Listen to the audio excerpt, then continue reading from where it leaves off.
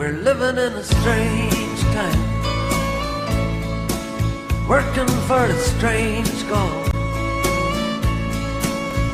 We're living in a strange time, we're working for a strange goal.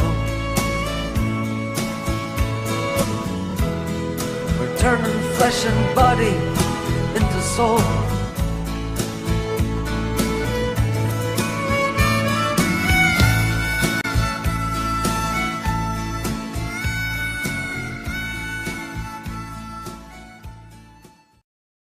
Hi there, this is Bill Ryan from Project Avalon.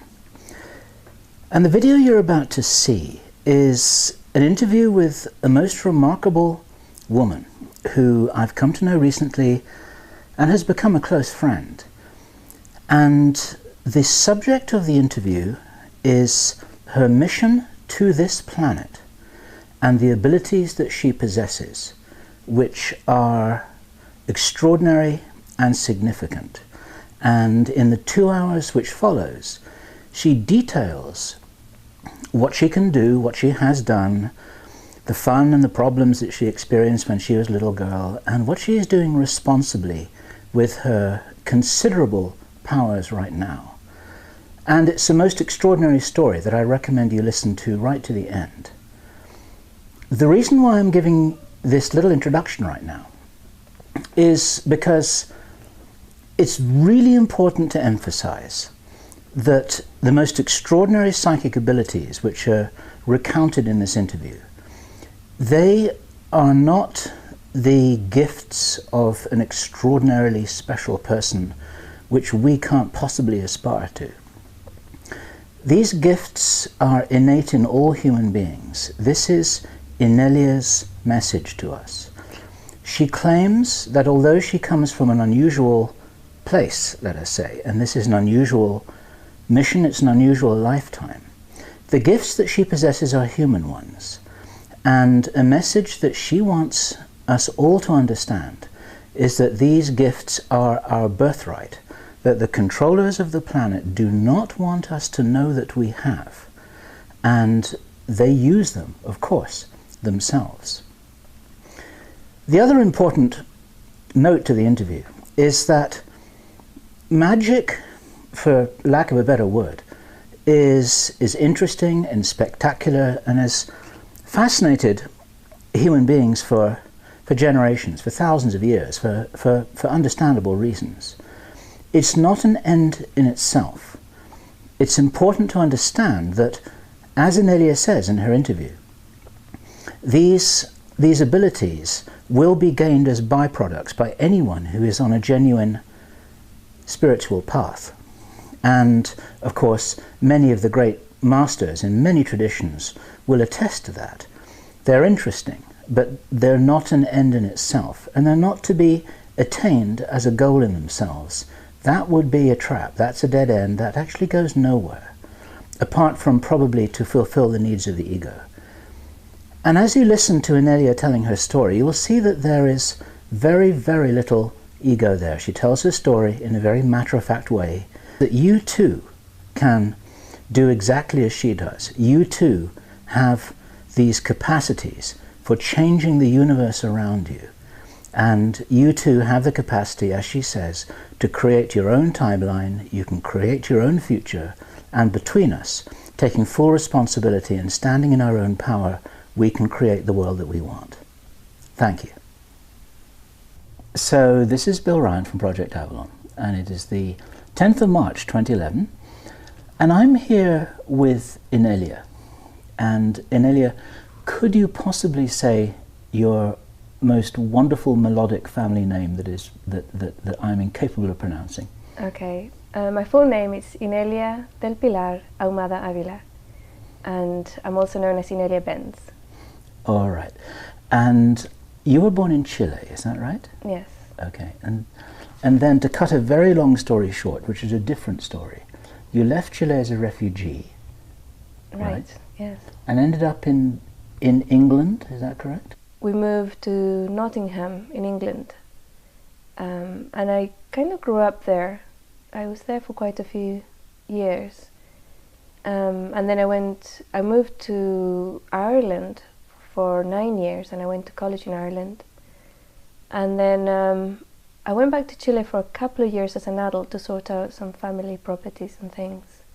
Then I went to live in Spain for a few years, and then back to England. And I've been in the United States now for 6 years. And how is all this possible, given that you look as if you're 22 years old? Oh, okay. Well, you don't ask a lady her age, so I'm not going to tell you. But I'm not young. You're not so thank young. you very much. Okay.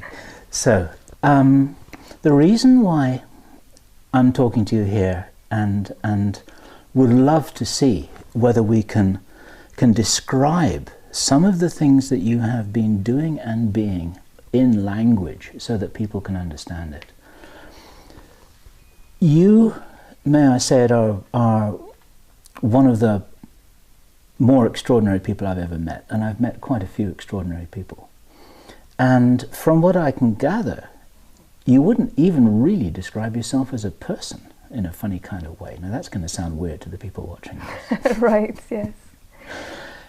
Yeah, because when I look at a person or I look at people on Earth, normally, and this is not always the case, there would have been a soul or like a spark of divinity entering the time-space line, and it would have gone from complete oneness to a period of maybe thousands, I don't know how many lifetimes, developing into an individual and developing into a sentient being, which is separate from oneness.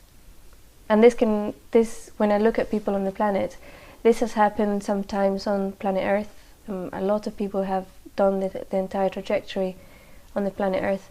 And now we are seeing like thousands, if not millions, of people who have done their trajectories in other planets and now are incarnated on Earth to experience this amazing stuff that's going on right now here. And so I would consider one of these souls that have evolved throughout time and space to become a sentient and evolved being as a person or a being, right? And I wouldn't describe myself as such because I came in directly without any evolution into this state to be able to do a particular job on the planet right now. And once that job is gone, that individuality, that singularity that is this person that you're seeing, we no longer exist. So the concept of a person or a soul is not there. Okay, so one or two people who followed this may already be doing a double take. You're not only saying that you haven't been here on this planet before, ever incarnated, but you haven't been anywhere in the physical universe ever before, or anywhere in the whole matrix of existence, as it were, before. You are absolutely new here. Correct, yeah. I entered the time-space matrix, as you know, that's a good word, half an hour before I was born. Right. And you know, this is what you told me when we talked about this off camera, that you will not be incarnating again. You're here on a specific, dare I call it a mission? Yes, you could call it a okay. mission. Yeah. So you're here to get some things done that need to be done. Right. And you have come directly from, here we're struggling with words, you come directly from source, directly from unity, directly here into a human body, and are therefore operating in a very different way than human beings do who have been here for millions of lifetimes. Yes, yeah. And my entire early trajectory and still going on, something that's still continuing, is learning or being able to function within an individual viewpoint, an individual body, and within time-space in a linear manner, and dealing with that, being able to function within it, because that's where the job is at. So my trajectory has been to learn how to do that, rather than what would people would normally think us the other way around, you know. And that must have been extraordinarily challenging, to come in from nowhere and no when directly into being a very young human girl on this strange planet Earth with no manual guidelines or information about how it is you were meant to be or what you were meant to be. Yeah, there was definitely a challenge, and the main challenge was the reaction of others around me towards me. Okay, so for example, I did have some tools. I did come in with some tools. I was able to download information. So if I didn't understand something, normally I would be able to just step into the collective and get it. I was speaking, according to one of my aunts, I was talking like completely perfect Spanish. It was in fact, didn't even have a Chilean accent when I was 9 months old, which for her, she was totally freaked out about it, but nobody else seemed to take any notice. And that was because I was trying to understand what people were saying or what they were trying to communicate, and I couldn't. So I simply downloaded the language and used it, you know. So I can't do that anymore with languages, unfortunately. I don't, you know, there's one of those things that I can't do, but for other things I can. And growing up, I think that was part of the way things work, that I was able to, the things that I needed, I get. But if I'm doing something just because, or, you know, because it's something that I'm interested in, but it's not needed, then I can't do it. If it's necessary, you'll download the program that you need in order to do the job. Right. But if you're just curious, then it doesn't work. It doesn't work. Okay. It doesn't happen. I remember there was a time that you told me a couple of weeks ago about, there was once when you found yourself, when you were told that you were speaking perfect Portuguese, another time when you were told that you were speaking Russian, Right. and you didn't even realize it. Yeah, to me, I was speaking English, right? For me, when I look back and I look at my memory, I'm speaking in English. But to the witnesses, I was speaking this other language, which for me is like, okay, I take their word, and I've read about it, and I've found out that there's other people that can do that type of thing, but it's like evidence from somewhere else, you know. It's like, it's not something I can say, yeah, I can do that, because as far as I was concerned, I was speaking English, so.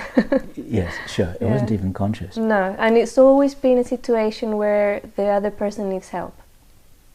Okay. So it was like a person who was very sick. He had a terminal illness. That was the first time that it was seen. And apparently I was talking to this person in Portuguese for hours, and I had no idea. And other people, again, they were coming in for help or advice. And the last time, it was very simple. It was somebody in the metro in Madrid who were lost.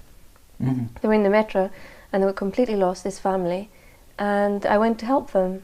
And I started giving them directions, showing them how to use the map and where they had to go and everything, and send them on their merry way, say goodbye, turned around, and the person who was with me says, "Did you know where did you learn Russian? Did you know you were talking in Russian?" I said, "No." It's a wonderful story.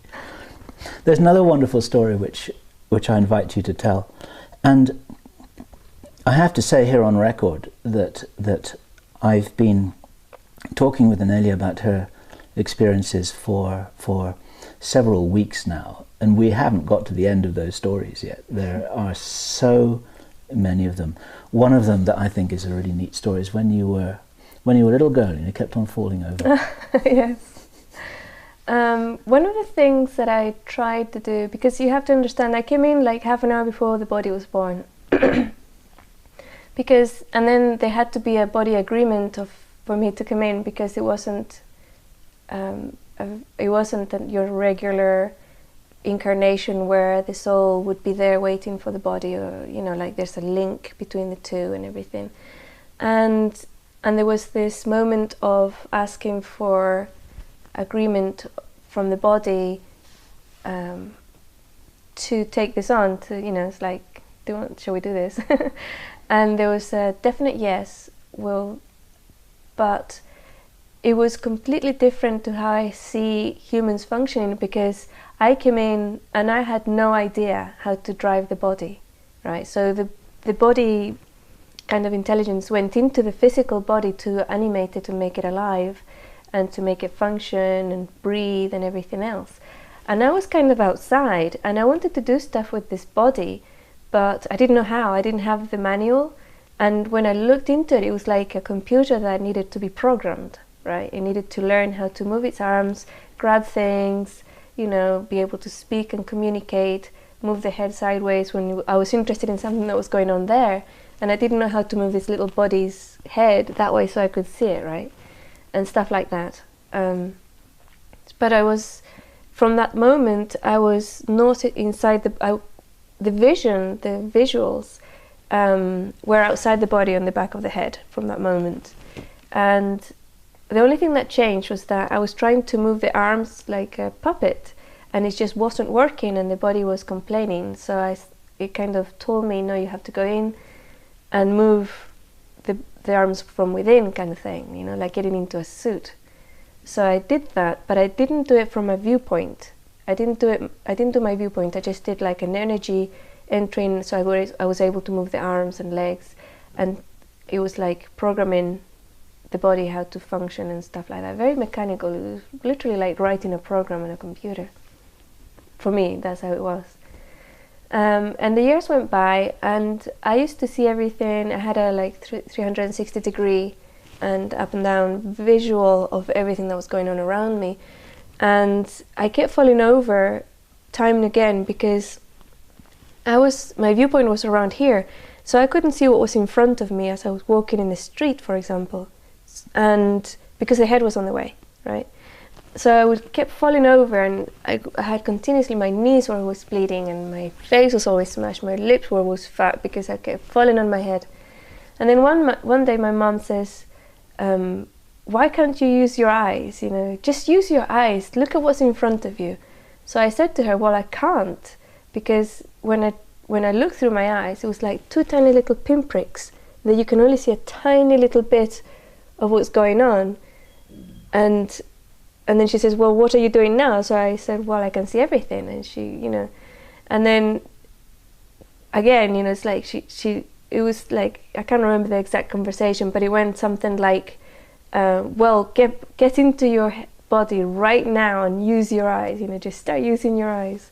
And being I think it was just before I started school, so I was about 4 years old. Being a child, 4 years old, you do what your mommy tells you. So I did that, and for me it was horrible. I could hardly see anything, and I had to point my head everywhere so I could see what was going on, you know. And I couldn't turn my head all the way around, so I never knew what was going on behind me. It was very disconcerting for quite a long time. But I stopped falling over because I could see what was in front of me. And even now, you can leave your body anytime you want to, go wandering around and travel around the universe and see everything you want to see, right? Yes, yes. And I kind of have to do that because otherwise it's a little bit claustrophobic to be here all the time. It's claustrophobic in this human body. It's like you're kind of trapped in this limited jail cell, this machine. It's like being in a car with very small windows. Yeah, very small windows, and like something's put over your ears so you can't hear everything, and you know, or feel anything. It's like sensory deprivation. Right. So you have these extraordinary gifts that, of course, I understand that these are natural abilities that all spiritual beings have, but most people who've been in bodies for millions of lifetimes have completely lost these abilities. They can't even, it's not even real for them that they're there. Right. And you're coming in fresh with this huge toolkit of things that every spiritual being can do. Yes. What else can you do? You have to be more specific. Okay. There's a wonderful story that you told when you were watching a television program. It's such a great story. Well, I'm a bit of a TV addict. Unfortunately, like in the purest sense of the word, that if somebody switches a TV in front of me, it's like I get hooked on it and I can't detach from, especially if it's a program that I want to see. If there's something I'm not interested in, I can just walk away. But if it's a movie, normally movies or shows on the History Channel, or something that grabs my attention on the television, I cannot walk away from it. And if anybody comes in and tries to change the channel, I got a little bit angry. Or not angry, but I stopped them. And there was this incident, it was 2001, I think, where I was watching a show, and this person comes in and he grabs the remote control, and I can see this in the corner of my eye because I'm kind of watching the show, and I said, "Don't change the channel," right? And he says, "Well, I came home to watch blah blah," and he goes to change the channel, and I said, "Don't touch that remote control." And he was about to press the button, and then he just drops the control on the floor and goes, "Ow, ow," and looks at it, and he's like, "That burnt," And then he picks up the remote control, opens it, and it's all melted inside. And he says, "Why did you do that? You couldn't have just told me." I said, "I told you not to touch the button." And it was just one of those things, It's like, is this like a reaction? It was a reaction, Don't touch my remote, So yeah, I mean, those things are there, and they're not really to be used as such. Anybody who reaches a certain level of awareness can do this stuff. It's part of the human toolkit. It's not something that I brought in from outside. This is all wired into every human being.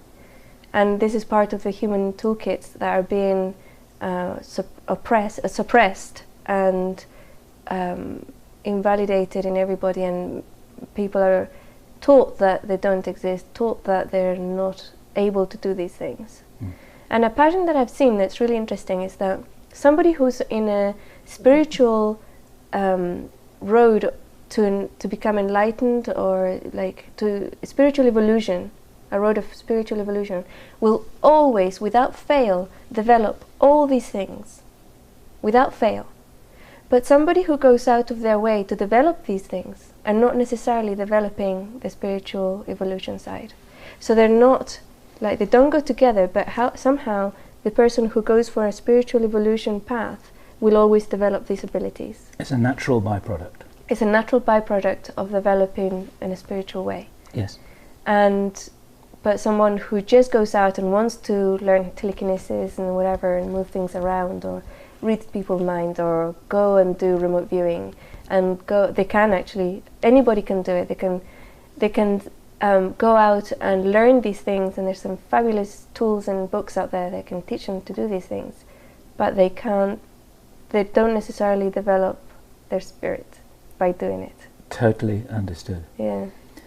And your telepathic abilities must be very highly advanced. Presumably you can look into anyone's mind and read anything you want to.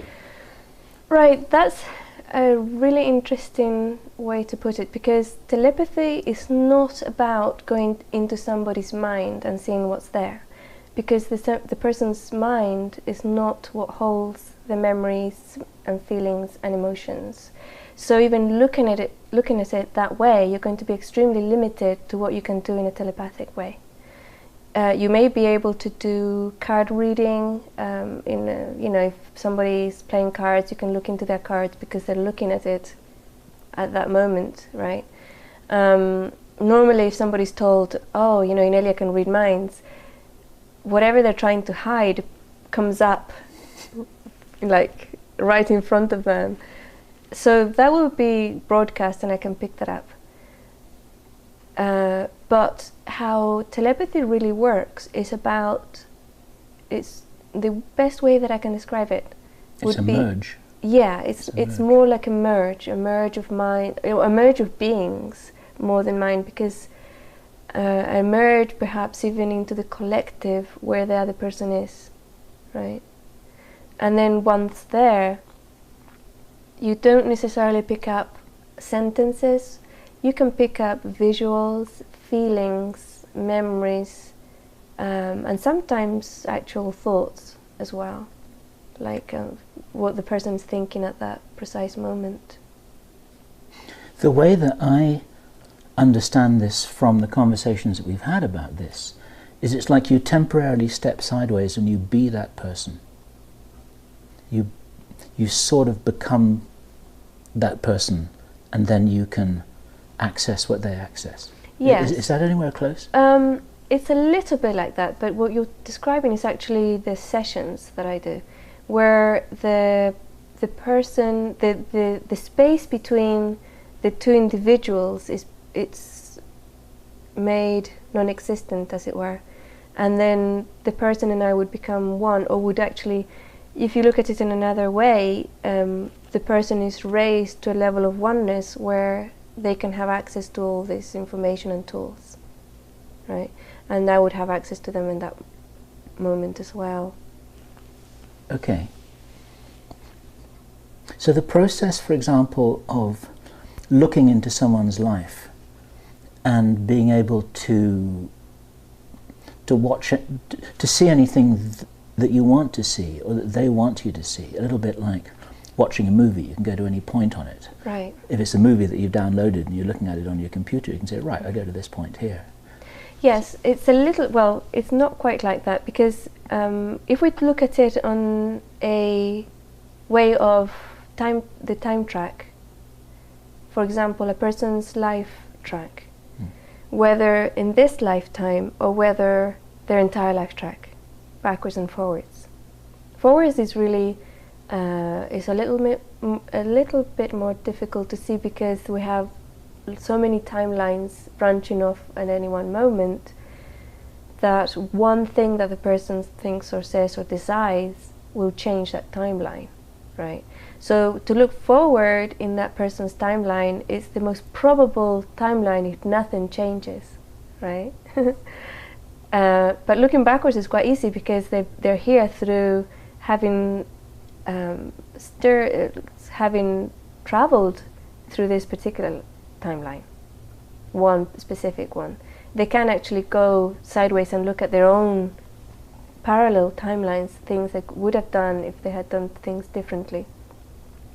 And also look and see, if they wanted to do something differently, have a look at a timeline where they did that differently, and see, get all that information and then do it here, recreate it. But looking at somebody's timeline is slightly different to what I've seen other people do. When I've seen psychics look at timelines, they look, like you said, they look like a movie. They go into what's called the Akashic Records and look at it like a movie. While when I do it, I actually go there. I actually go to that point in time and look at that moment like a bilocation. So I'm actually there. A bilocation in time as well? In time-space, yeah. In time-space.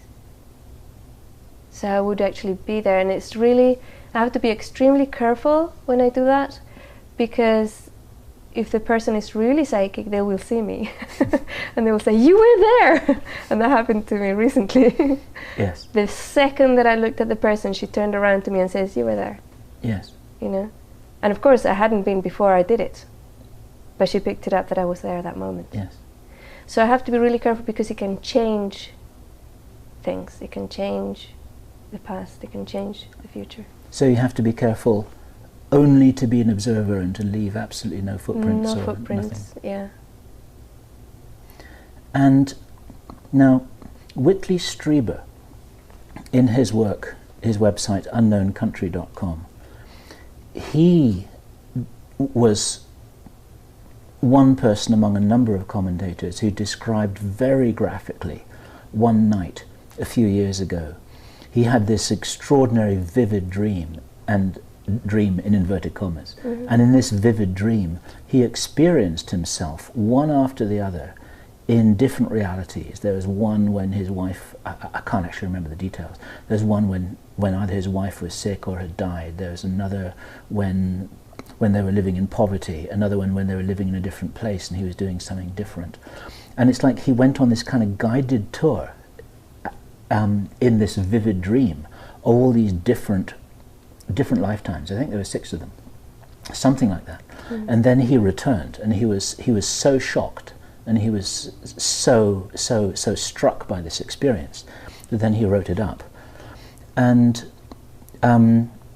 what he explained, like his own explanation for himself and for his readers, was that the way to think of a person going forward through time is not as like a train going along a track, like one point going forwards, but more like a wave front breaking on a big wide beach, and that at different parts of this beach you've got these different timelines, these different experiences that are kind of that are manifesting themselves. And what you're saying then is not only you're affirming this is a fully fledged reality, but you can, when you're working with somebody, you can look sideways and you can see what's there. Yes, yes. And I mean, even science now is accepting the quantum reality, right? The quantum physics talks about multiple realities, and that's something that, for me, it's real. I can tap into it in my own life and see different things that I want to find out about, right?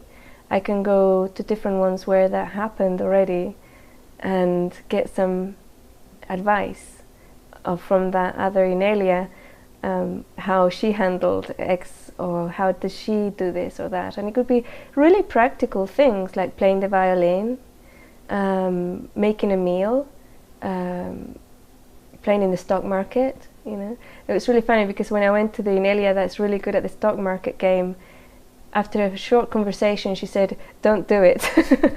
You're useless, just don't do it." And she was right, you know. I did try to do it and it was a total disaster. I shouldn't have. So you had one version of yourself giving advice to the other version of yourself, which is the you that we're talking to right now. Right, exactly. And anybody can do this. Anybody can do this. You can think, okay, so I want a reality where I am doing my dharmic work 100%. And again, you have to be really specific because your dharmic work would probably be different in each one of the timelines. If not completely different, then maybe a little different, right? So for example, if you're an artist, you could say, how do I use my art to help people evolve or awaken, something like that. So, okay, so I'm going to tap into the live stream where I have done this, where my art awakens people, and I'm going to really successfully, and I can make a living out of it. Not just a living, but I can make a fabulous income that I can then reinvest and reuse to do even more things in the world. So you can go into that timeline and have a really long conversation with this other person that is you, that's already achieved it, and come back with all that information and just do it on this one. And so what you're saying here is you've got a whole load of parallel Inelias living alternative sliding doors type lives. This is a reference to Sliding Doors, the movie. Mm-hmm. Except they're not two timelines, they're many. Infinite. Infinite. Okay. Infinite. But the one thing that is in common with the Inelia in all of those different parallel lives is that you are here to do a job, and it doesn't really matter whether you're playing the violin, cooking a meal, or doing art. Those are those are the bells and whistles and the wrapping on that life, right? Right. So what are you here to do? Because so far we've talked about some of the peripheral aspects of this that are curious and interesting and fascinating to many people. But what are you really here to do? I only have one job, and that's to raise the vibrational level of the planet, including the human collective, which is part of the planet, to a critical point that will allow a transition into the new paradigm, a new level of awareness for everything, for the planets and every being in it, every rock, every insect, every person. And that's my only job, and I will do anything and will basically, yeah, I will do anything to achieve that. If it means helping somebody who's already awakened and aware and enlightened to reach an even higher level of vibration, then I will do that. And if it means waking somebody who was previously asleep and that will raise their level of vibration, I will do that. If it means going to a geographical area and cleansing it so that the vibration can come through properly, I will do that. I don't have one attachment, or the only thing that I'm here to do is raise the overall level of vibration, and that's it. Now, I've got a million questions to ask you about that, but first let me ask you, how old were you when you first knew that that was what you were here to do? I always knew it, but I didn't know how to put it into words, because growing up, it wasn't something that the family would talk about. My parents were very rational. They were mathematicians and physicists. They were professors. They weren't into spirituality. They weren't into the vibration of the planet or anything like that. So as a child, I didn't have a concept of how to translate what I was here to do. However, I used to do it. If I saw somebody sick, I would sit next to them so that their level of vibration would be, would rise, and I would do that naturally throughout my entire childhood and through my teenage years and later on.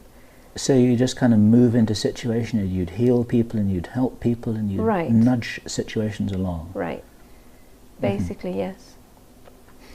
And then, if I understand it right, a little later on, you would do work that could be regarded as being more major, more fundamental, more far-reaching. Is that right? Yes. I was always working in the background. I was told very early on that I had to kind of wear a mask, and I mustn't show what I was or who I was for many, many years. And that mask, I was asked to remove it in 2002 or 3 or something. And before that, I was working very much on a one-to-one basis with people and doing psychic activism on very quietly, not telling anybody about it. Okay. And that begs a question. You're saying that you were told to do this or that. Right.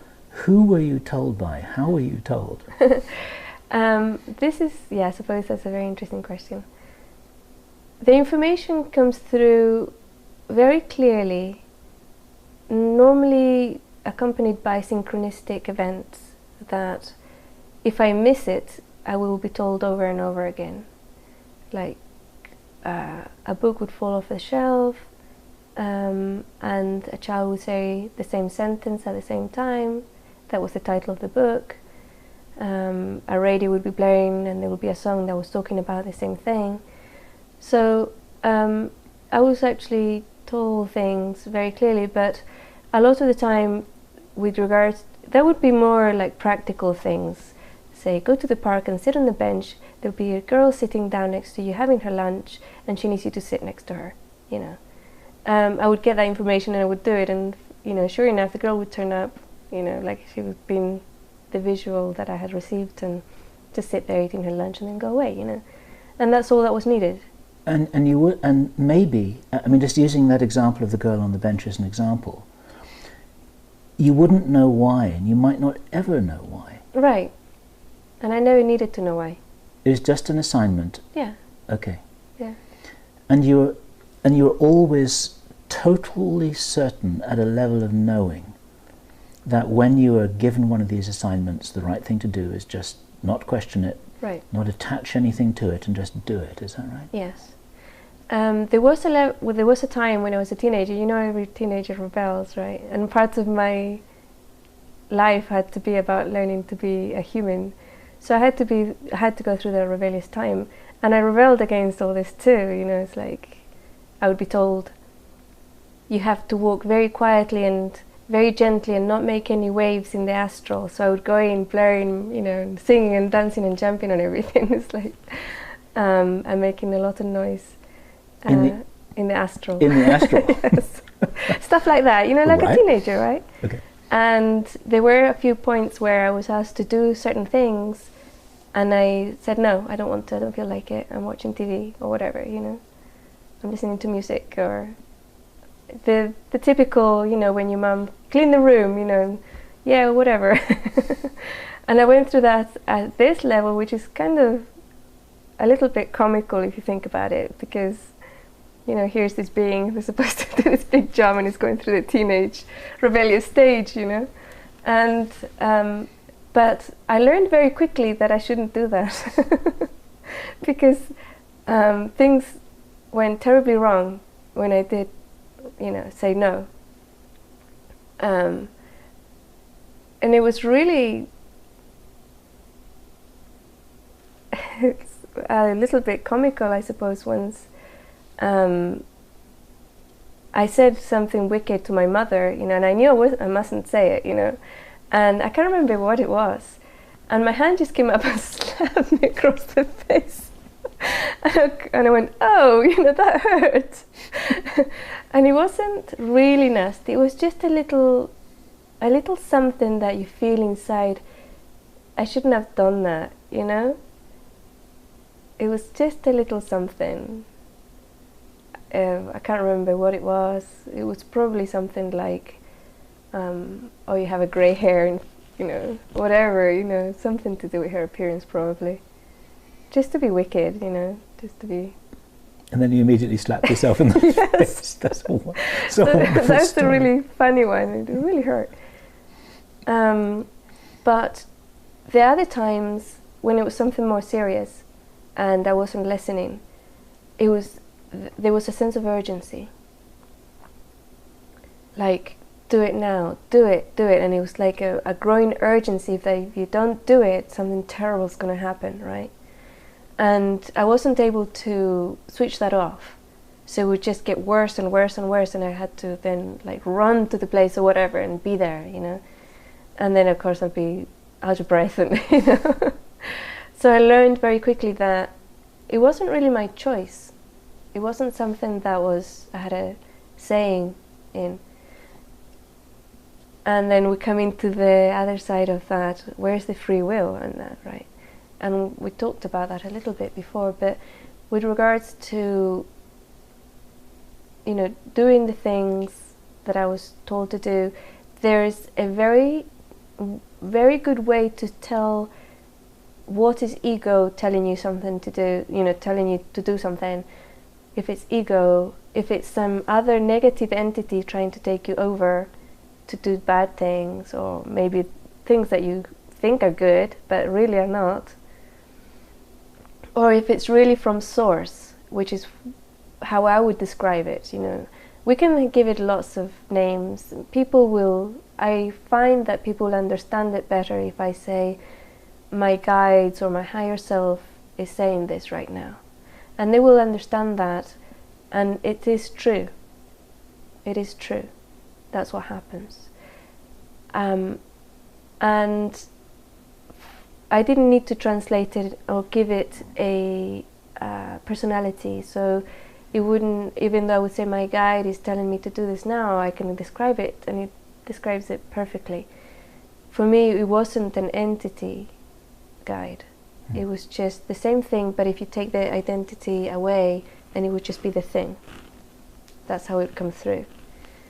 And the really good way to distinguish between that pure energy from source that is your guide or your higher self, and ego or another negative entity that's trying to influence you, is to listen to your bodies. And the best way to learn how to do that is to go into a very, very open space within yourself and then tell yourself a lie. You know, instead of saying, you know, your name's Bill, you say my name is George. And that will resonate wrong somehow, somewhere. Will feel odd, it will feel wrong.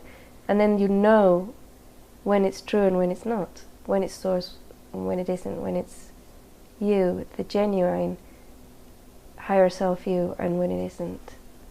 It's actually like what they do to calibrate a lie detector. Ah, there you go. They do the same thing. Right. They ask somebody to deliberately tell a lie so that they see the reaction on the machine. And in fact, you do this with pendulums as well. Sometimes Yes, you can do the right. same, yeah. That's a very good way to put it, yeah.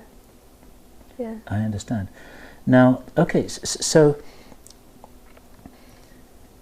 if we take the girl on the park bench as an example, when you get a knowing, a direct knowing that that is what you must do, and you go there, and sure enough, there she is, and something happens, presumably, and you may not know what that is, and then the girl goes away, and then that's the end of your job. Yes. You may have cured her, or healed her, or stopped her from killing herself, or resolved a problem, or something. But what is that process? How does it work? How can you explain this? How can you explain what's happening?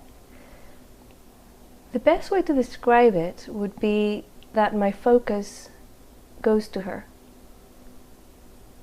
And I am there 110% in every dimension, in every time space, for that moment.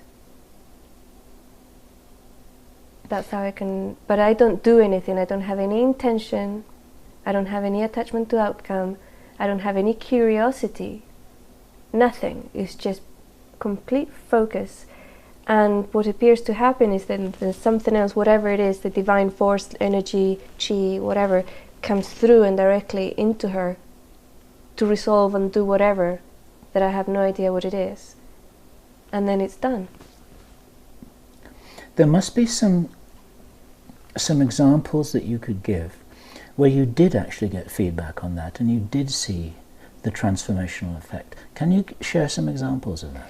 Yes. For example, yeah, there is an example, and it goes back to the person who spoke Portuguese when I was a teenager. I must have been about 12 or 13 years old at the time. Let me think. I think I was 13, but I could have been 12. And my mum used to be a very outgoing person, very extroverted, and she used to have parties at our house most weekends. So there was always a party at our house, and there would be like 50 people plus at the parties. And that moment, normally, because I'm not an extrovert, I would go into the room and I would scan the room and see who wasn't vibrating at a high level or who was vibrating at the lowest level, and I would just go and sit next to them. That's what I would do. Just because you wanted to? Yeah, that was the natural thing for me to do. Okay. That's what I was here for, I suppose, right? Okay. It's like, why do we breathe, you know? Because you need to. Or because it's something that we do. And so I would sit next to them and I would sense their vibration going higher and higher and higher. Occasionally I would look and see kind of shadow bits, and I would kind of move those out of the way, but only if I was told. You know, it's like, oh, look at that focus on that little bit there, you know. And as I was looking at it, it would just dissolve and go away.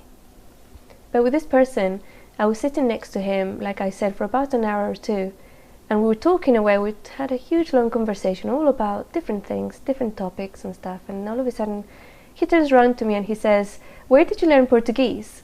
And I look at him and says, "Never, I can't speak Portuguese." And he says, "Oh, but you've been speaking Portuguese to me for the past hour, 2 hours." And I look at him and says, "No, I haven't." You know, at the time my main language was Spanish, so I said, I was actually speaking Spanish. And he says, "No, you weren't. I can't speak Spanish. You've been speaking to me in Portuguese." And I said, at that moment I thought, okay, this guy's a little bit of a nutter. So I'll just quietly get up and go to the other side of the room, right? So that's what I said. I said, "Oh, well, it was nice meeting you." And I got up and I moved to the other side of the room.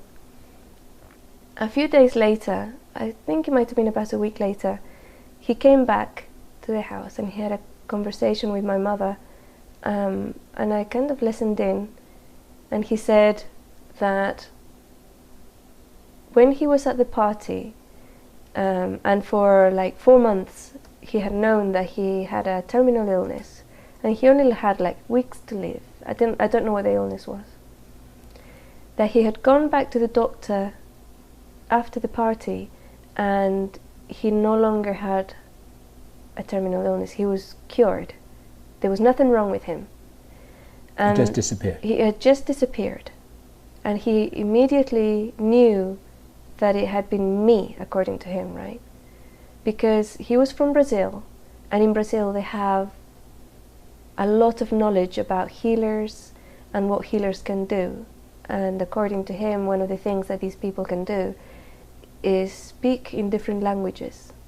That there's special kids and adults that can talk to the patient in their own language, naturally. So he knew, he had put two and two together, and he came back and he wanted to thank me and, you know, for healing him and stuff like that. And then so that was a feedback of something that had happened that I had no idea what was happening at the time, right? I had no idea that he was sick, and I had no idea that he had been healed. And even up to today, my memory is that I was speaking in Spanish. So I had no idea that I was speaking in Portuguese. So, and really, it was irrelevant. I didn't need to know any of that stuff. I really didn't. But I found out, and then other things have happened. And occasionally, people will come up and say, you know, this happened or whatever. And sometimes a third person that didn't know that I had done a certain psychic mission will come up later and tell me, say something like, I just had a dream and I know I have to tell you this dream. I've been told that I have to tell you this dream. And it's normally the conclusion to the work that I've done. So they tell me what happened, you know. And it's really interesting because normally I'm not curious. I'm not curious about what's happening or to get validation or objective proof. But what I've found out is that sometimes that validation and objective proof is necessary for others. In which case then it manifests as part of the whole package. Right, right. I understand. That's fascinating. Yeah. That's really fascinating. Yeah. And okay, so just then you gave the example of somebody who was physically relieved of an illness, was cured of an illness, just because you sat with him and talked with him for a couple of hours. Yes. What sorts of other transformational things might happen? I mean, I presume it's much more than just physical healing. Yes. There will be like a disentangling of energy sometimes in the person, so they can think more clearly. And occasionally I will be sent to a light worker who needs to finish a mission, or who needs to continue a mission that they're about to drop, right? And that's happened a few times, and it has manifested in different ways. And so it's like a support structure for people who are already doing good work. Yes, exactly. Okay. Because you see, like a light worker, especially somebody who has a very big mission, will have there will be entities and people trying to stop them, right? And there are points in time that they could have been taken out of that mission, either physically, completely, or by just killing their will to carry on in that mission. Or even there's juncture points where the person is about to start their mission, and they're in that kind of decision-making point, and so much negativity is injected into them that they will probably decide not to do it. So I come in and counter that negativity so that they can make a free will choice. Without being negatively influenced. Right. So right. So it's like you shield them from the negative influence, which then allows them to make their free will decision. Exactly. And then they can decide to go ahead, and they can decide not to go ahead, but it's their free will. It's an inner decision, not forced by the negativity that's coming their way. Do you have any idea or suspicions or knowledge that there are some fairly large things that you have done, some fairly major things that, I mean, not just related, for instance, to one person's personal life, but to something that's much more far-reaching than that? I'm not really understanding the question, because it's all about individual beings at the end of the day. I mean, there's different things that I do. All I do is just focus my attention on something or someone, and then that something or someone will be able to resolve, you know, their vibration. It's all, and then we have to go back to what is it all for, and it's all about raising the level of vibration of the planet. So, for example, if I focus my attention on an extremely negative being, right, which did happen recently, well, actually I've done that quite a bit, but there was one that was really big, a really big negative being, and when my attention focuses on it, it's like the entire universe looks at it, this being, and then that being can do various things. They can dissolve into oneness. They can drop the body and leave, and go and reincarnate in a planet where it's okay to be negative, but it's not okay to do it now on the planet Earth at that level, right? And or they can ask for clemency, and they can be transformed into a light being. And so recently I had an experience where I was asked to hang out with this extremely negative being, like really, really negative person on the planet. At a psychic level, it wasn't you know, an everyday level. I mean, this person was extremely powerful in every level. On a social level, psychic level, mystical level, very, very powerful, very, very dark. And without going into all the details, unless you want to, what was the outcome of that assignment, of that mission with that person? That was a very interesting outcome, because one of the things that I was asked to do was to hang out with this person on his space. And I didn't want to do that because it was like an icky yucky person, you know, very negative. He was showing me stuff that was horrible about the things that I used to do, or he did in life to others on a mass scale. And so I was kind of not wanting to hang out with him. And then it came through, I talked to a friend of mine who's a very, very in-tuned psychic, and also very highly aware. And I was telling her this tale, and I said, well, it feels almost like this guy has all this power. It's like he's the most powerful person on the planet, but he can't tell anybody about it, and he wants me to write the book about what he can do and what he has done in life. And she said, you know, I feel really strongly that you have to do that. I think that you have to sit with him and let him write this book. And this is sitting with him and writing the book would be at a very psychic level, right? We would be hanging out at a psychic level, and he would be dictating this book to me. So I did that. I hung out with him, and for a few weeks I was taking down notes, and it was the most horrendous things that this person was doing. And then I went on to Google and I did a little bit of research, and this stuff is documented, you know. It's like there's people out there who are writing about this is what's going on and this is what these people are doing, you know. We're talking about human sacrifice and like children being sacrificed, and you know, their blood drunk and stuff like that, you know. It's just like totally out of this world things that I would never have imagined were happening on the planet. And this is the bloke we were talking about. After a few weeks, I had this experience where I came out of the body and I was sent to this huge mansion. Now, when I see a mansion, it's normally, how I interpret it is that it's the person's being, the person's maybe body and life.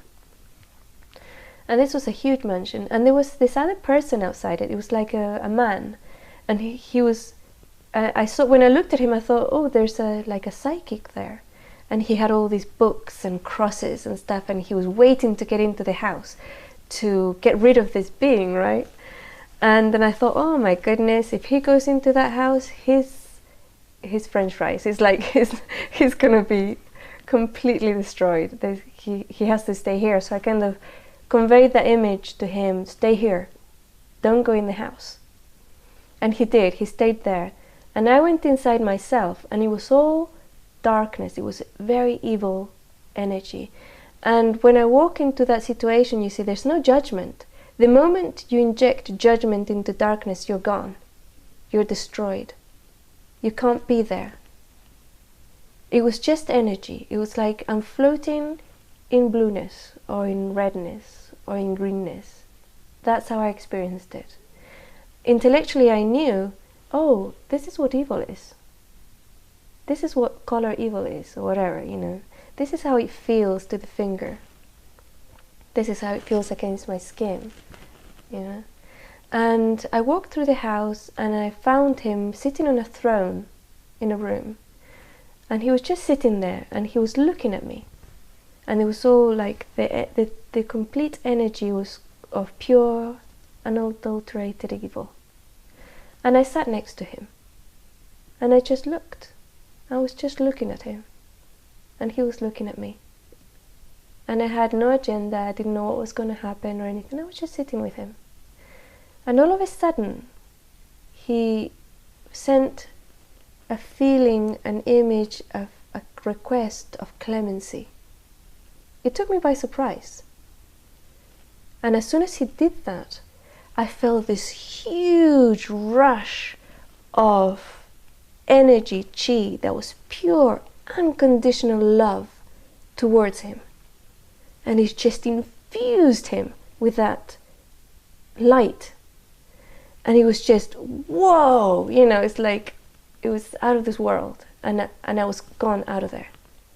I was back in my body, and I went, whoa, what was that about? You know, what happened to him? And of course then the human part comes in and says, you know, how come that happened? You know, I would have killed him or whatever. Look at all the nasty things he did. And you know, I kind of went through that little time of human emotion or whatever. Reacting as a human. Yeah, reacting as a human for a split second. It was like a split second of, how can this be? You know, this person has done all this through thousands of years, and he's giving clemency and beautified, you know. But that's why the part of the part of judgment or human side or body cannot come into the equation when I do this work. Because that would have destroyed this human, and it would have not done the work, which is to raise the level of vibration on the planet. And by taking that whole negative thing and turning it into light, it raises it a lot. Yeah. So job completed. And humans have been judging each other for thousands of years, if not much longer, and it hasn't changed anything at all. It hasn't changed a thing. And the most interesting thing, and this comes back to objective proof, it was subjective proof, but it was from somebody else. A friend of mine who's also a psychic, she called me with one of those dreams that she absolutely had to tell me. She emailed me, she didn't call me. She emailed me, and she said, I've got to tell you this dream. I don't know what it's about, I don't know what it means, but I know I have to share it with you. She said that she had gone into a huge mansion, a big mansion, with myself and this other person who was a well-known psychic, a man. And we were walking around the mansion, and she said she's a feng shui expert. How do you pronounce that? Feng shui? Feng shui. Feng shui. I believe. Okay, so she's a feng shui expert. So she knows about energies in a house. When she goes into a house, she will read the energies with her psychic awareness and then make the changes to change that. She was walking around this house, and she said it was squeaky clean. It was completely empty and clean, like there was no energies in it. And she could see where the paintings had been taken down from the walls, and everything had been taken away. And when one of the things that had happened was that when this thing had completed with this mansion and the person had been infused with light, it felt as though he had been given clemency and he had taken all his assets with him. And now she was relaying this dream about what was, the conclusion of the other thing. So I kind of got my answer, Yes. What happened. Yeah, there he was. And so, just to summarize on that, this mansion that you visited, this was a real place. This wasn't kind of symbolic astral situation. Right. This was a real mansion in the physical universe, and he was really there in a body, sitting on his throne. And then astrally, or in some non-physical form, you then sat next to him, but he knew that you were there. Yes. As a human being in real time, he knew that you were there. Oh, yes. Okay. He was extremely aware. He knew, yes. Mm-hmm.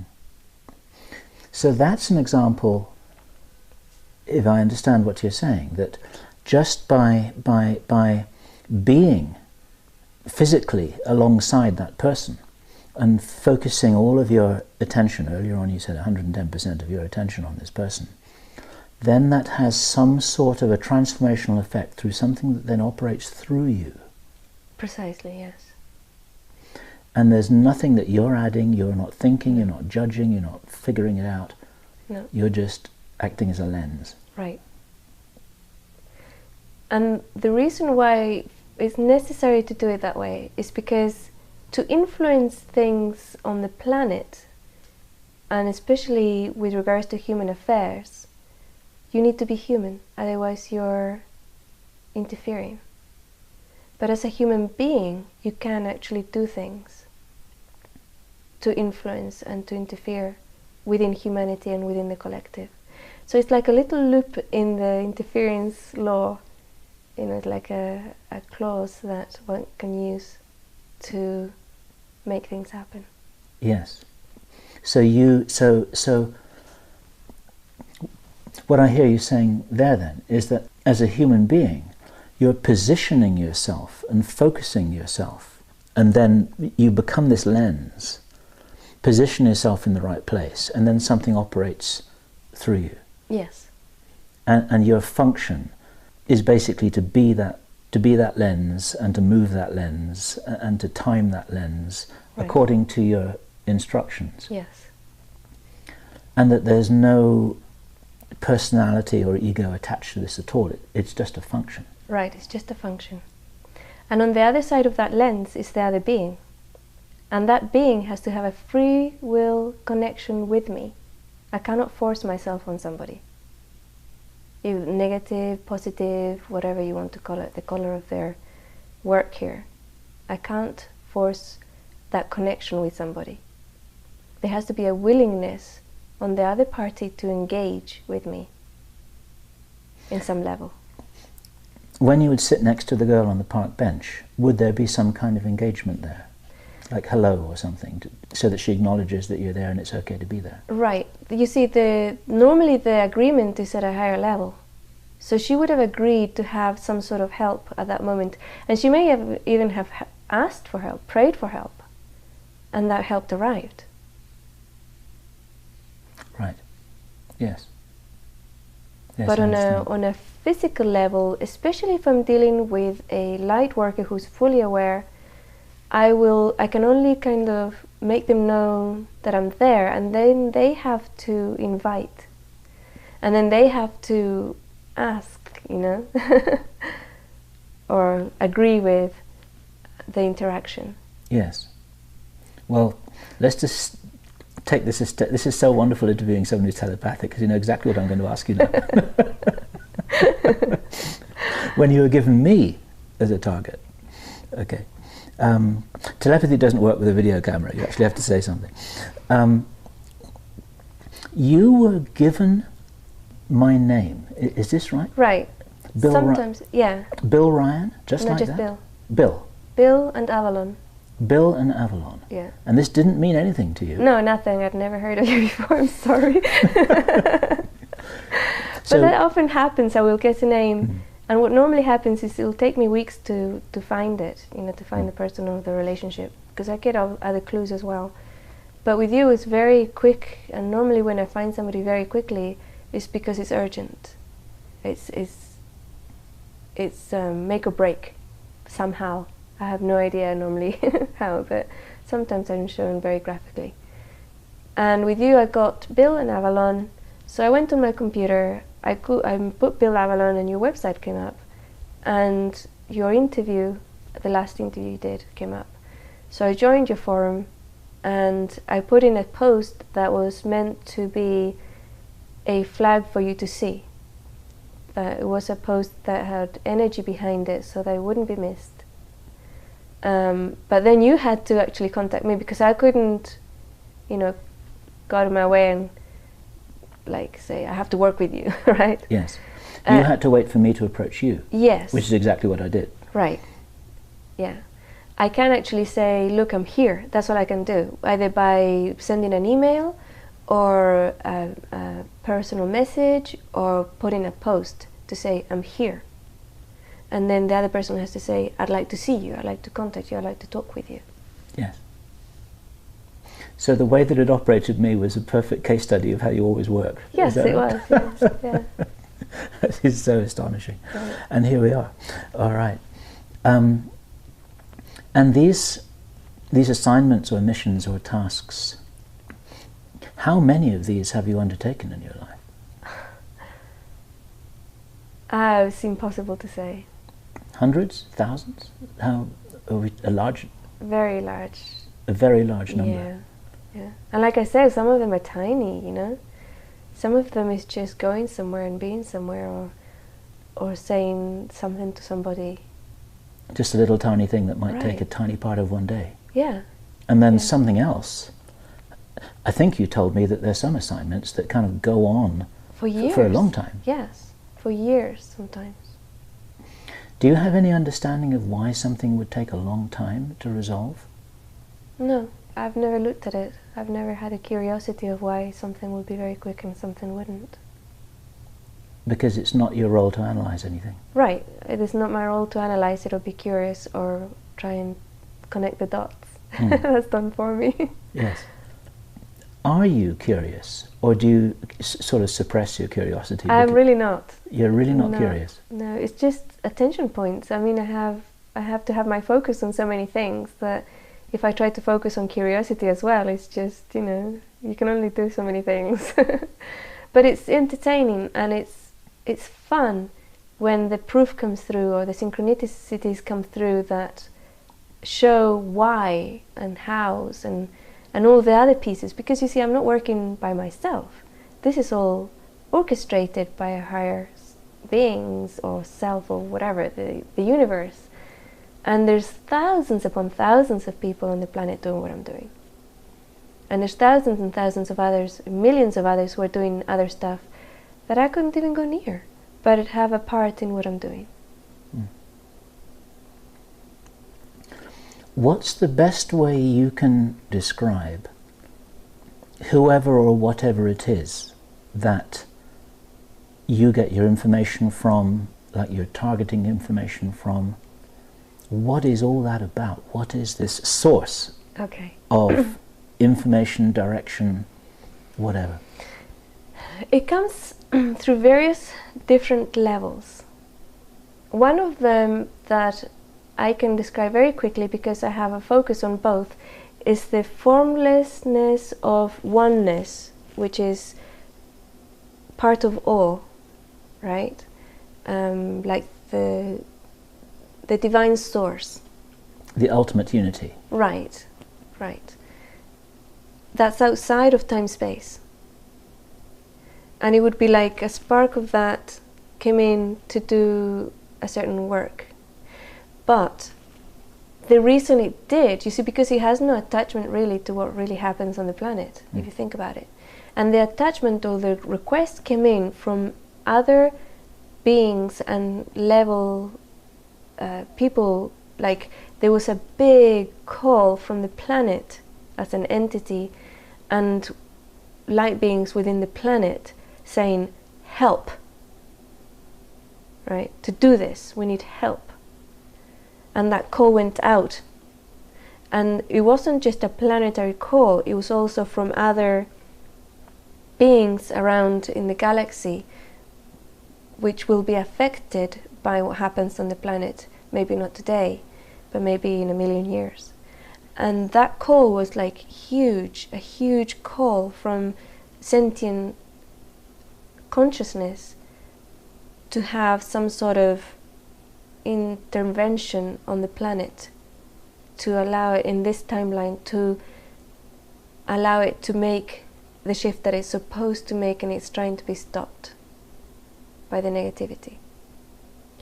So it was a huge call, and that's why beings like myself can come into time-space and do this, because it's a response to that call. The planet has a trajectory that it's following naturally. It's an evolutionary trajectory. You mean of like the culture, the civilization, the people who live there? Everything. Okay. The plants, the rocks, the water, the people, the whole thing is one entity.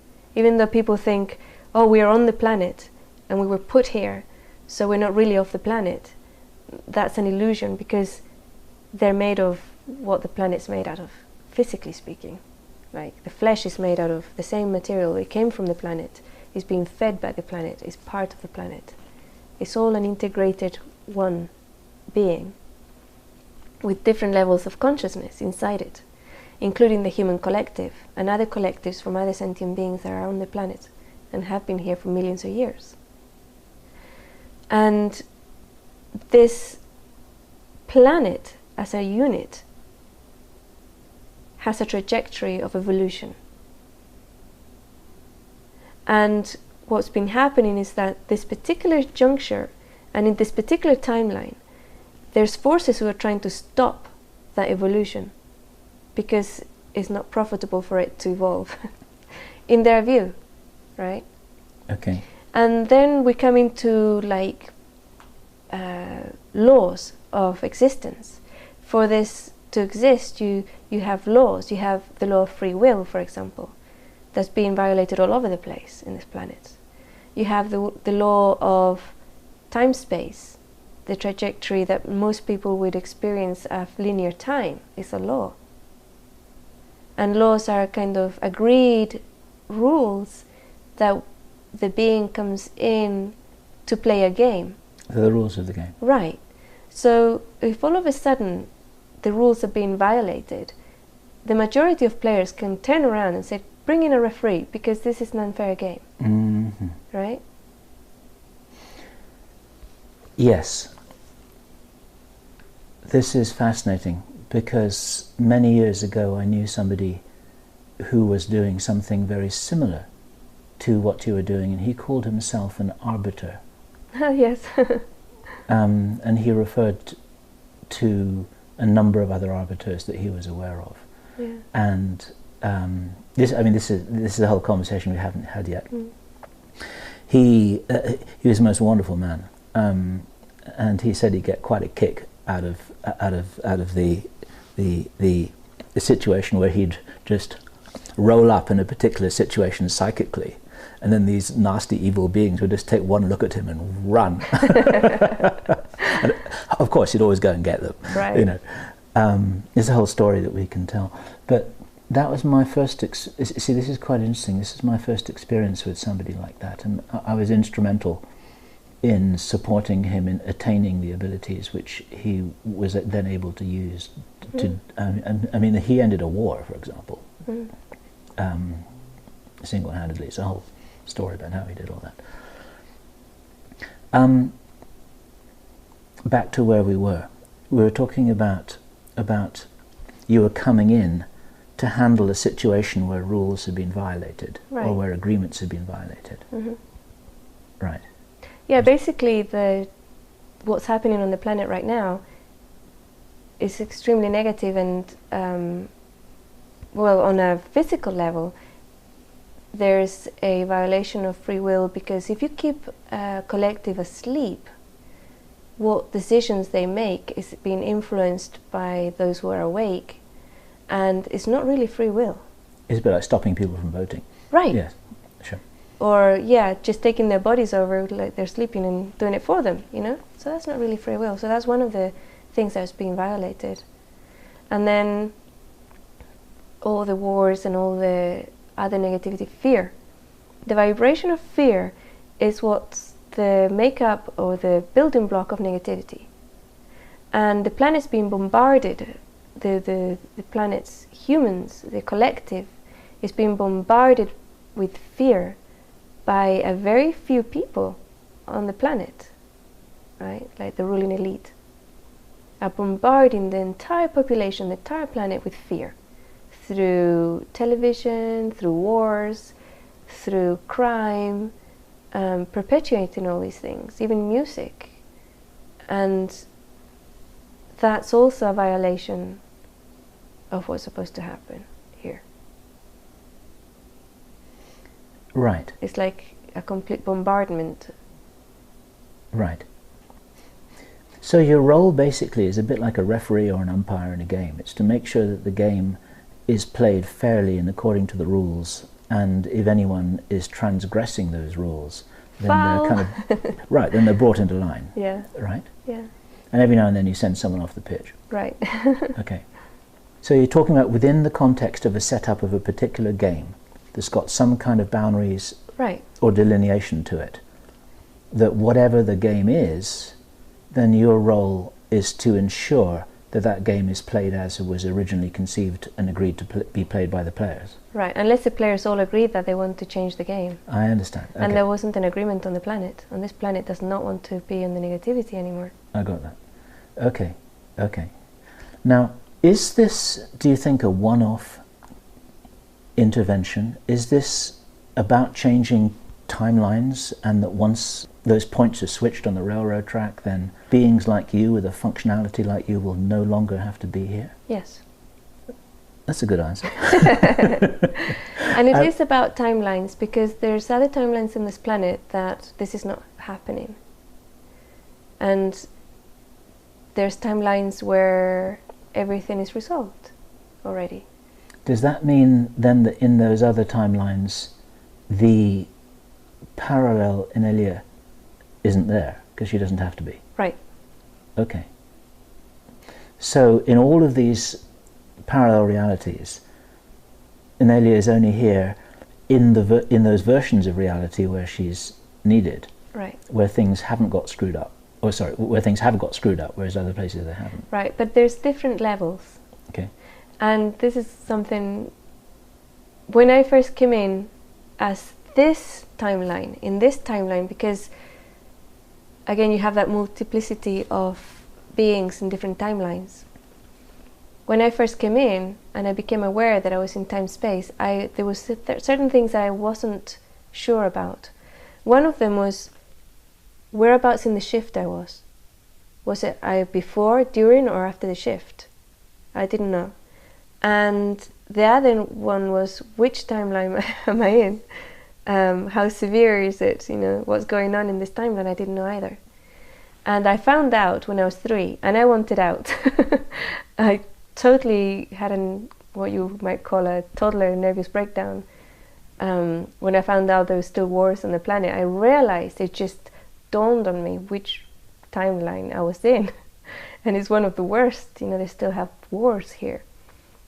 And I completely broke down, and I started crying, and I cried for 3 or 4 days. They had to take me to the doctor, give me an injection, put me to sleep for another few days or whatever. And then I woke up and it was like, I don't know if I can do this. It was honestly that thought at that time. I honestly didn't think I would be able to do it. At the age of 3? Yeah. And you remember this totally clearly now, looking back? Oh, I've never forgotten it. It used to be a point of humor in my family, you know. How many 3-year-olds do have a nervous breakdown when they find there's wars still going on in the planet? It wasn't something that was easily forgotten. Do you remember every detail of your infancy?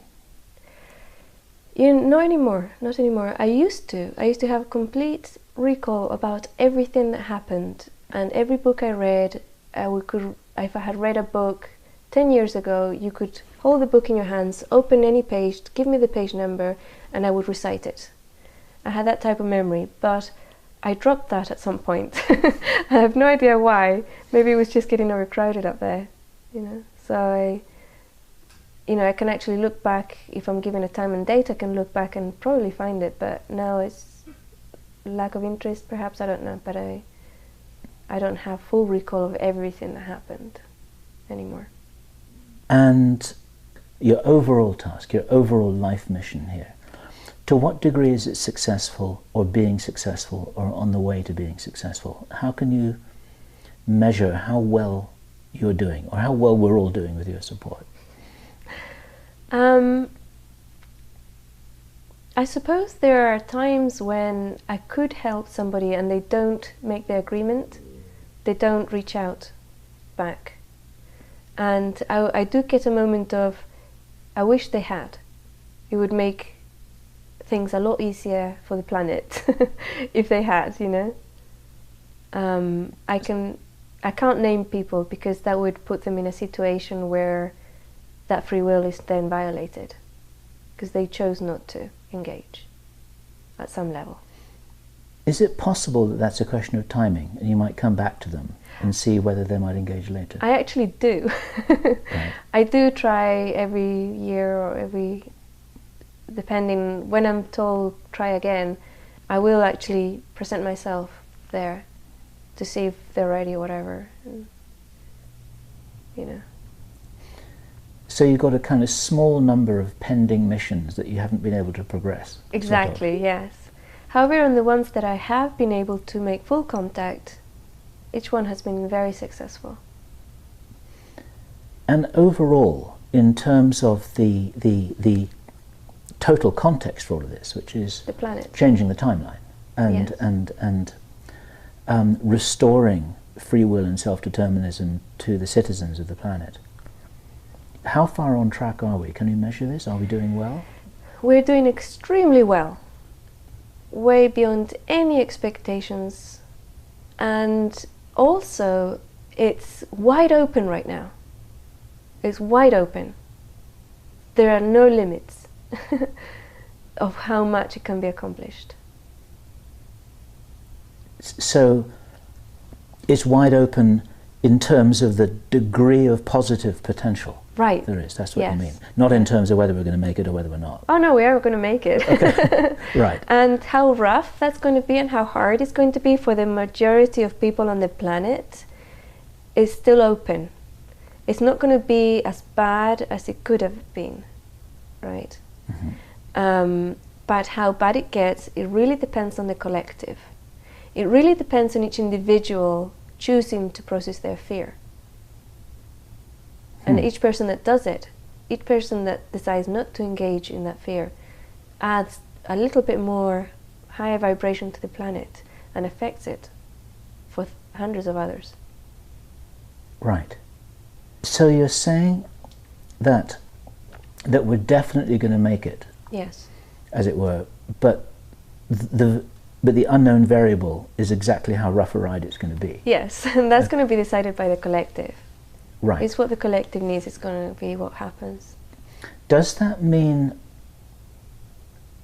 that we have changed the timeline, or is that too simplistic because it's like a question of which timeline we're on? Right. It depends on The individual. let me start that sentence again. Is a question of we could be on any number of different timelines, and some of them are rougher than others, but they're all kind of going to end up in the right place. Mm-hmm. Okay, so each individual on the planet has control over their own timeline. And that's one of the things that they don't want you to know. Because if the person is able to change their timeline, they're not going to choose one where they're enslaved for the rest of their life. They're going to choose one where they can manifest whatever they like and live wherever they like and have a beautiful life. Right. So when we're talking about have we changed the timeline, the correct question would be, have I changed my timeline? And joining those others that want the same timeline that I want. Now I've got the visual metaphor of in inverted commas, the timeline as actually being this big braided rope made out of millions of little threads, which are intertwined in any number of different permutations to make a timeline. Yes. And each one of us create that thread as we wish, and align ourselves with others who are creating their threads as they wish. Exactly. And if you have a conscious choosing of that thread and threading and joining, you no longer have enslavement. It's impossible. You no longer have wars unless there's a group of people who really into war games, and they can create their own timeline together. Wow. That's a moderately staggering thought, I have to say. In a previous conversation we had just the other day, you kind of put a percentage on it. You said that it was 70% handled. And that might not even have been exactly what you said. What were you referring to there? A smooth transition without chaos and like millions of lives being lost. Ah, okay, I've got you. All right. So that's 70% is on the kind of smooth, rough spectrum. Right. Okay. But actually you're saying the overall outcome is assured. Absolutely, yeah. Am I right in understanding that when you came here a few decades ago, the outcome was not assured, and since then conditions have changed, and now it is assured? Yes. Okay. And in putting it together like that, I'm not trying to simplify things in such a crude way as to saying that you alone have done this. You said earlier you wanted to point out that of course you haven't. This is a whole movement, it's a whole concert, it's a whole team-working effort with tens of thousands of people involved, and we'll never know most of them. I would say millions. Yes, all in different ways. Right. There are beings who are incarnating here from everywhere and in the everywhere. universe. Exactly. Yeah, from the universe, from outside of the universe, right. and from the next door planet. I mean, all kinds of things are happening here. And many of the people watching this may have had personal encounters with some of those beings. They may well be those beings themselves. Right. They may be those beings themselves and they don't even realize it, and this video is going to wake them up. Maybe. How about that? Because here we have the interesting opportunity of, rather than you sitting next to someone on a park bench or going to visit some evil dark despot on his throne in his mansion personally, you can actually do this virtually through this video by representing your presence. Right. With everyone who watches this, tens of thousands of people, and maybe this is why we're doing it. There's no coincidence that you're watching this video right now. There's no escape. That's.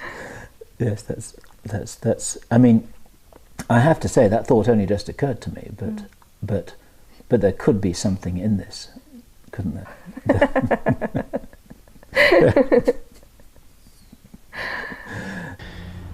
So, Inelia, now it's a couple of weeks later.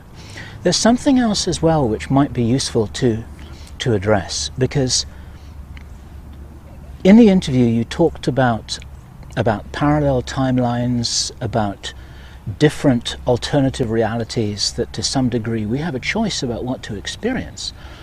And right now things are very confusing because there's a lot of information. You get prophecies and predictions and visions and dreams, and people thinking, oh my God, this is going to happen and that's going to happen, and people have been told things by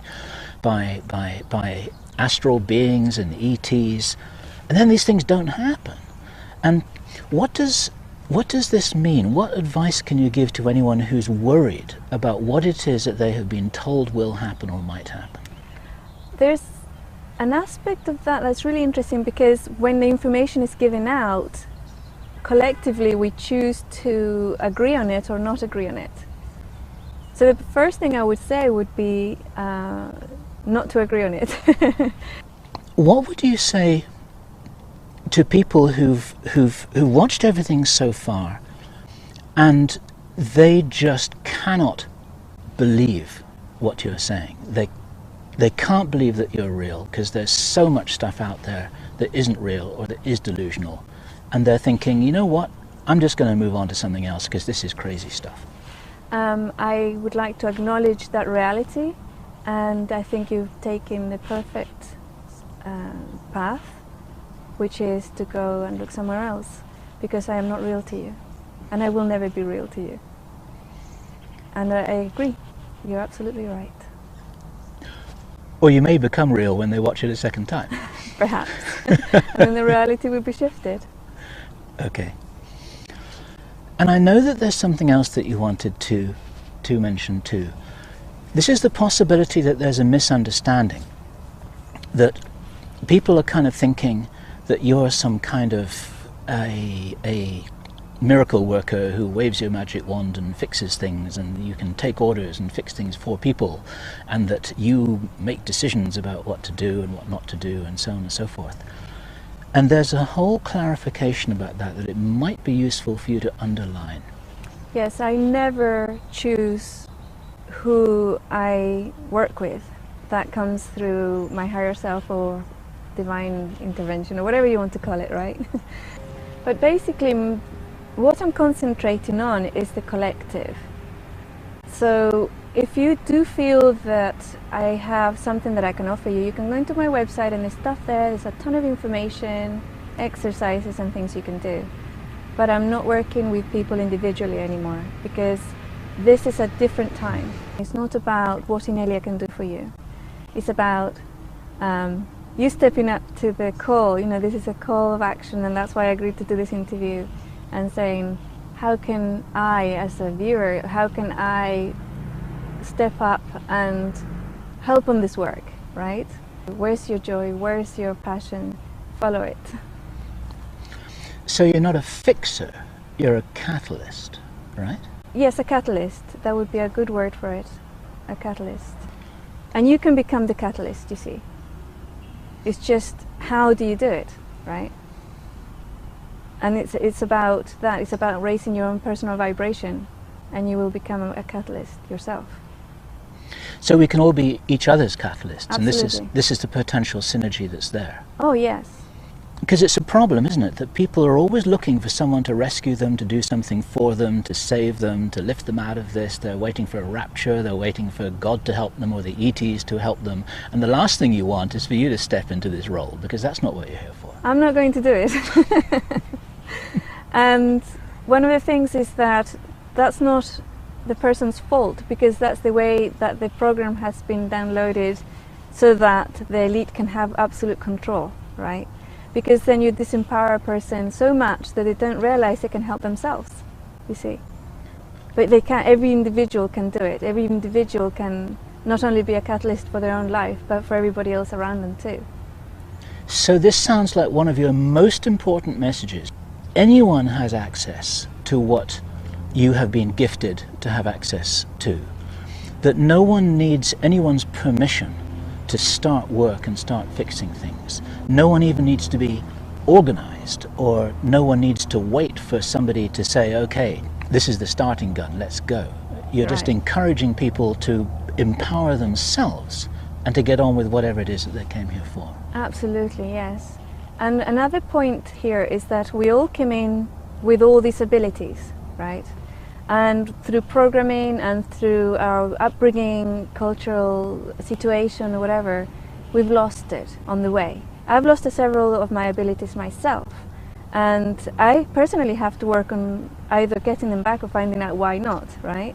So it's all there, and if something's been lost, it hasn't really been lost. It's been temporarily mislaid, and all you've got to do is find it again. That's right, yeah. You have to find it again. However, the important aspect about all these things is that it's not about moving chairs across the room. It's not about reading people's minds. It's not about healing the sick. It's about your own growth in awareness and higher vibration, that you can make yourself vibrate the highest that you possibly can. And these things will come in, right? All of a sudden, people will start feeling better near you, and all of a sudden you'll be able to do and be able to be more efficient through these skills in raising the vibration of the planet or making it a better world, which is another way of saying it. But if you go out and become obsessed with moving a table across the room, that's not, I mean, maybe, yes, possibly, and there's people who can do it. You'll be able to do it eventually. But how does that help? You know, you could have just stood up and grabbed the table and moved it across the room. How is that going to help the planet, right? For me, quite a good analogy is in Star Wars. There's so much truth in that wonderful movie. And you have little Yoda, who has all these powers, and he shows Luke how he can lift his craft out of the swamp with his abilities to remotely levitate it. But that's not what the movie's about. The movie is about the power of the Force, and the movie is about how to defeat the dark side and how to recover one's own abilities to harness them with others in order to defeat the Empire. Absolutely, so to speak. yes. And it's not about the magic tricks. No, it's not about the magic tricks. The magic tricks are fun, and they're a side effect, and they're absolutely not important. Not important, no. And for anyone who's remotely interested, behind the camera here, I, as Bill Ryan, I can't do any magic tricks whatsoever, but that doesn't matter. I can still be a fully fledged participant in this transformational process, and all I need to do is operate a camera, and that's... That's exactly. You don't need special powers to click, you know, record. I can do it with my own hands. I don't need to do it with my thought. Exactly. Exactly. Is there anything else that you want to say as a final message to the people watching this? There'll be more videos to come, there'll be more information, there'll be personal presentations. Are you going to be giving any workshops, conferences? Possibly, yes. Mm. Yeah. So this isn't going to be the last that people are going to see of you? No, no. That's something for us to look forward to. My sense here, if I can share my personal thoughts about this, is that this is an exciting journey that's just starting. And I encourage anyone who's watching this who has that sense also that this is an exciting journey that's just starting.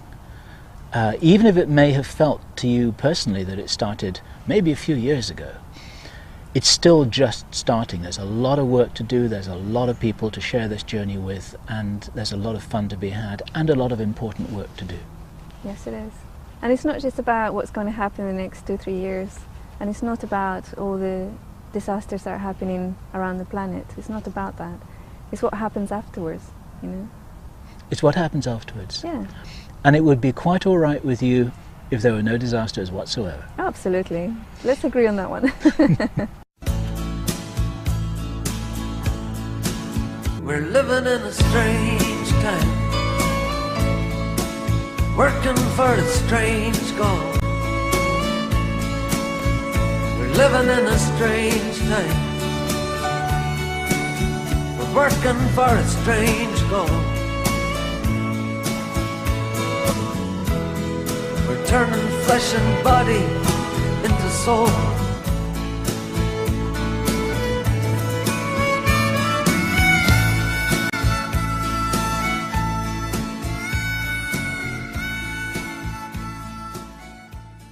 To do that, rather than what people would normally think us the other way around, you know.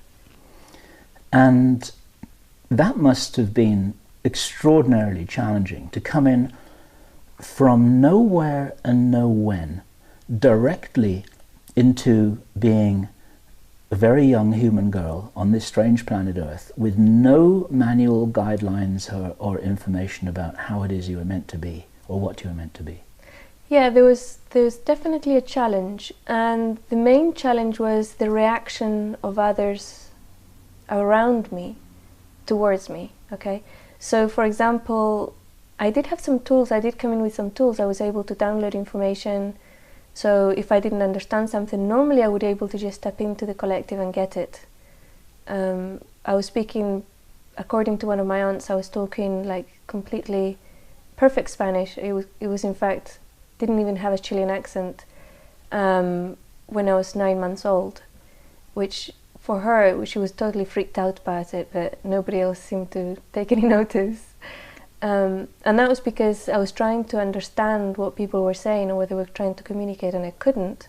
So I simply downloaded the language and used it, so I can't do that anymore with languages, unfortunately. There's one of those things that I can't do, but for other things I can. And growing up, I think that was part of the way things work, that I was able to, the things that I needed, I get. But if I'm doing something just because, or, because it's something that I'm interested in, but it's not needed, then I can't do it. If it's necessary, you'll download the program that you need in order to do the job. Right. But if you're just curious, then it doesn't work. It doesn't work. Okay. It doesn't happen. I remember there was a time that you told me a couple of weeks ago about, there was once when you found yourself, when you were told that you were speaking perfect Portuguese, another time when you were told that you were speaking Russian, right. And you didn't even realize it. Yeah, to me, I was speaking English, right? For me, when I look back and I look at my memory, I'm speaking in English, but to the witnesses, I was speaking this other language, which for me is like, okay, I take their word, and I've read about it, and I've found out that there's other people that can do that type of thing, but it's like evidence from somewhere else. It's like, it's not something I can say, yeah, I can do that, because as far as I was concerned, I was speaking English, so. Yes, sure. It wasn't even conscious. No, and it's always been a situation where the other person needs help. Okay. So it was like a person who was very sick. He had a terminal illness. That was the first time that it was seen. And apparently I was talking to this person in Portuguese for hours, and I had no idea. And other people, again, they were coming in for help or advice. We're living in a strange time, working for a strange goal. We're living in a strange time, we're working for a strange goal. We're turning flesh and body into soul.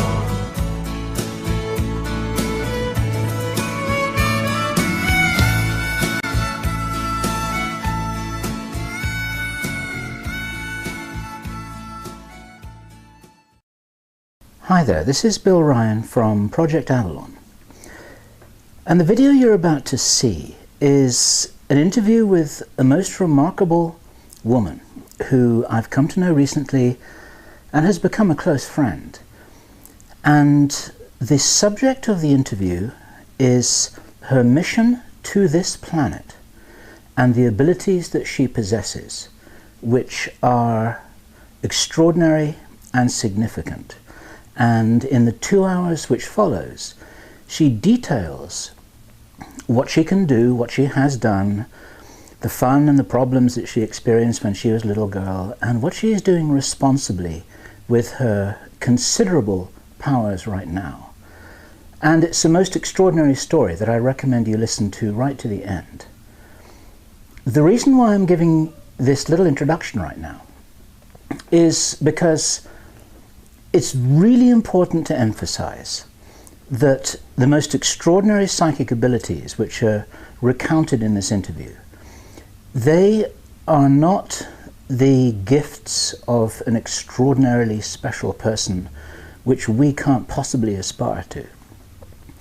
These gifts are innate in all human beings. This is Inelia's message to us. She claims that although she comes from an unusual place, let us say, and this is an unusual mission, it's an unusual lifetime, the gifts that she possesses are human ones.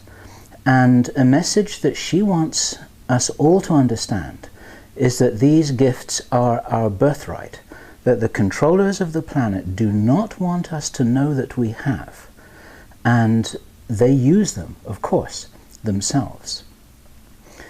The other important note to the interview is that magic, for lack of a better word, is interesting and spectacular and has fascinated human beings for generations, for thousands of years, for understandable reasons. It's not an end in itself. it's important to understand that, as Inelia says in her interview, these abilities will be gained as byproducts by anyone who is on a genuine spiritual path. And of course, many of the great masters in many traditions will attest to that. They're interesting, but they're not an end in itself, and they're not to be attained as a goal in themselves. That would be a trap. That's a dead end. That actually goes nowhere, apart from probably to fulfill the needs of the ego. And as you listen to Inelia telling her story, you will see that there is very, very little ego there. She tells her story in a very matter-of-fact way, that you too can do exactly as she does. You too have these capacities for changing the universe around you. And you too have the capacity, as she says, to create your own timeline. You can create your own future. And between us, taking full responsibility and standing in our own power, we can create the world that we want. Thank you. So this is Bill Ryan from Project Avalon, and it is the 10th of March 2011, and I'm here with Inelia. And Inelia, could you possibly say your most wonderful melodic family name that I'm incapable of pronouncing? Okay, my full name is Inelia del Pilar Ahumada Avila, and I'm also known as Inelia Benz. All right. And you were born in Chile, is that right? Yes. Okay. And then, to cut a very long story short, which is a different story, you left Chile as a refugee. Right. Yes. And ended up in England, is that correct? We moved to Nottingham in England, and I kind of grew up there. I was there for quite a few years, and then I moved to Ireland for 9 years, and I went to college in Ireland, and then I went back to Chile for a couple of years as an adult to sort out some family properties and things. Then I went to live in Spain for a few years, and then back to England. And I've been in the United States now for 6 years. And how is all this possible, given that you look as if you're 22 years old? Oh, okay. Well, you don't ask a lady her age, so I'm not going to tell you. But I'm not young. You're not so thank young. you very much. Okay. So the reason why I'm talking to you here, and would love to see whether we can describe some of the things that you have been doing and being in language so that people can understand it. You, may I say it, are one of the more extraordinary people I've ever met, and I've met quite a few extraordinary people. And from what I can gather, you wouldn't even really describe yourself as a person in a funny kind of way. Now that's going to sound weird to the people watching this. Right, yes. Yeah, because when I look at a person or I look at people on Earth, normally, and this is not always the case, there would have been a soul or like a spark of divinity entering the times. And the last time it was very simple. It was somebody in the metro in Madrid who were lost. Mm-hmm. They were in the metro and they were completely lost, this family. And I went to help them. And I started giving them directions, showing them how to use the map and where they had to go and everything, and send them on their merry way, say goodbye, turned around, and the person who was with me says, "Did you know where did you learn Russian? Did you know you were talking in Russian?" I said, "No." It's a wonderful story. There's another wonderful story which I invite you to tell. And I have to say here on record that I've been talking with Inelia about her experiences for several weeks now, and we haven't got to the end of those stories yet. There are so many of them. One of them that I think is a really neat story is when you were a little girl and you kept on falling over. Yes. One of the things that I tried to do, because you have to understand, I came in like half an hour before the body was born. And then there had to be a body agreement for me to come in, because it wasn't your regular incarnation where the soul would be there waiting for the body, or like there's a link between the two and everything. And there was this moment of asking for agreement from the body to take this on, to it's like, shall we do this? And there was a definite yes, but it was completely different to how I see humans functioning, because I came in and I had no idea how to drive the body, right? So the body kind of intelligence went into the physical body to animate it, to make it alive and to make it function and breathe and everything else. And I was kind of outside and I wanted to do stuff with this body, but I didn't know how. I didn't have the manual. And when I looked into it, it was like a computer that needed to be programmed, right? It needed to learn how to move its arms, grab things, be able to speak and communicate, move the head sideways when I was interested in something that was going on there. And I didn't know how to move this little body's head that way so I could see it, right? And stuff like that. But I was, from that moment, I was not inside the vision, the visuals were outside the body on the back of the head from that moment. And the only thing that changed was that I was trying to move the arms like a puppet, and it just wasn't working, and the body was complaining. So it kind of told me, no, you have to go in and move the arms from within, kind of thing, like getting into a suit. So I did that, but I didn't do it from a viewpoint. I didn't do my viewpoint. I just did like an energy entering, so I was able to move the arms and legs, and it was like programming the body how to function and stuff like that. Very mechanical. It was literally like writing a space line, and it would have gone from complete oneness to a period of maybe thousands, I don't know how many lifetimes, developing into an individual and developing into a sentient being, which is separate from oneness. And this, when I look at people on the planet, this has happened sometimes on planet Earth. A lot of people have done the entire trajectory on the planet Earth. And now we are seeing like thousands, if not millions, of people who have done their trajectories in other planets and now are incarnated on Earth to experience this amazing stuff that's going on right now here. And so I would consider one of these souls that have evolved throughout time and space to become a sentient and evolved being as a person or a being, right?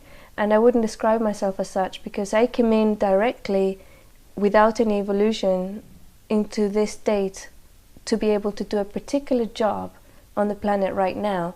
And once that job is gone, that individuality, that singularity that is this person that you're seeing, we no longer exist. So the concept of a person or a soul is not there. Okay, so one or two people who followed this may already be doing a double take.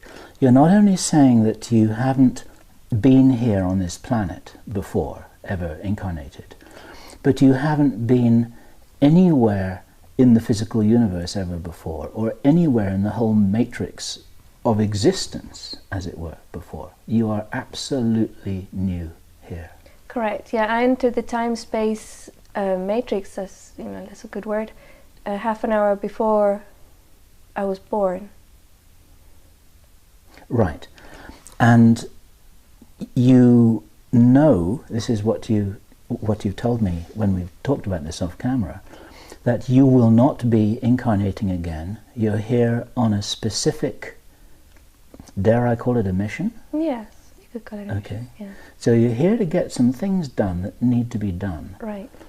And you have come directly from, here we're struggling with words, you come directly from source, directly from unity, directly here into a human body, and are therefore operating in a very different way than human beings do, who've been here for millions of lifetimes. Yes, yeah.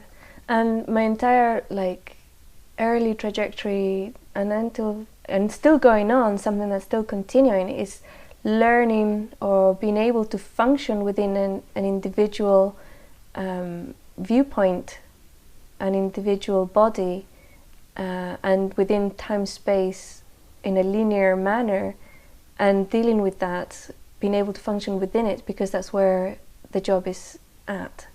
So my trajectory has been to learn